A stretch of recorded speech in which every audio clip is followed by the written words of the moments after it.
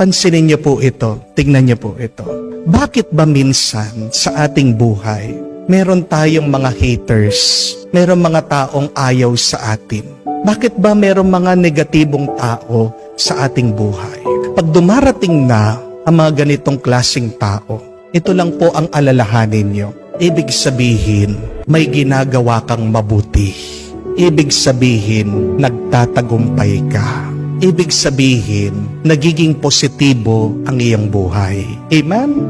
Because you will never have negative people if you are doing something negative in your life.